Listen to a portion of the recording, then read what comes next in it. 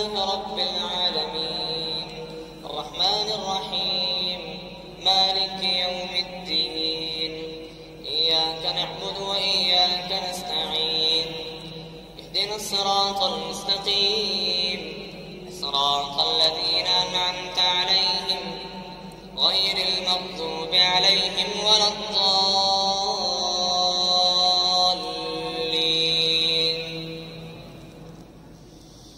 إنما كان قول المؤمنين إذا دعوا إلى الله ورسوله ليحكم بينهم أن يقولوا سمعنا وأطعنا وأولئك هم المفلحون. ومن يطع الله ورسوله ويخشى الله ويتقه فأولئك هم الفائزون. وأقسموا بالله جهد أيمانهم لئن أمرتهم ليخرجن قل لا تقسموا طاعة معروفة إن الله خبير بما تعملون. قل أطيعوا الله وأطيعوا الرسول فإن تولوا فإنما عليه ما حمل وعليكم ما حملتم وإن تطيعوه تهتدوا وما على الرسول إلا البلاغ المبين. وعد الله الذين آمنوا منكم وعملوا الصالحات ليستخلفنهم في الأرض كما استخلف الذين من قبلهم وليمكنن لهم دينهم الذي ارتضى لهم وليبدلنهم من بعد خوفهم أمنا يعبدونني لا يشركون بي شيئا ومن كفر بعد ذلك فأولئك هم الفاسقون. وأقيموا الصلاة وآتوا الزكاة وأطيعوا الرسول لعلكم ترحمون. لا تحسبن الذين كفروا معجزين في الأرض ومأواهم النار ولبئس المصير. يا أيها الذين آمنوا ليستأذنكم الذين ملكت أيمانكم والذين لم يبلغوا الحلم منكم 3 مرات من قبل صلاة الفجر وحين تضعون ثيابكم من الظهيرة ومن بعد صلاة العشاء 3 عورات لكم ليس عليكم ولا عليهم جناح بعدهن طوافون عليكم بعضكم على بعض كذلك يبين الله لكم الآيات والله عليم حكيم.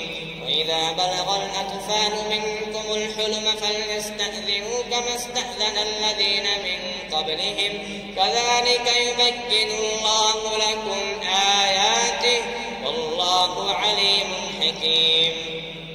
والقواعد من النساء اللاتي لا يرجون نكاحا فليس عليهن جناح أن يضعن ثيابهن غير متبرجات بزينة وأن يستعففن خير لهن والله سميع عليم.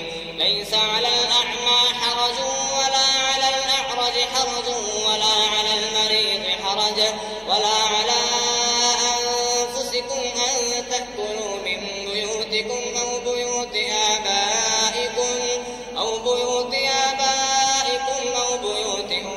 أمهاتكم أو بيوت إخوانكم أو بيوت أخواتكم أو بيوت أعمامكم أو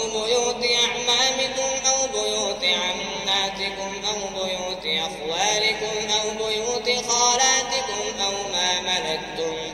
أو ما ملكتم مفاتحه أو صديقكم.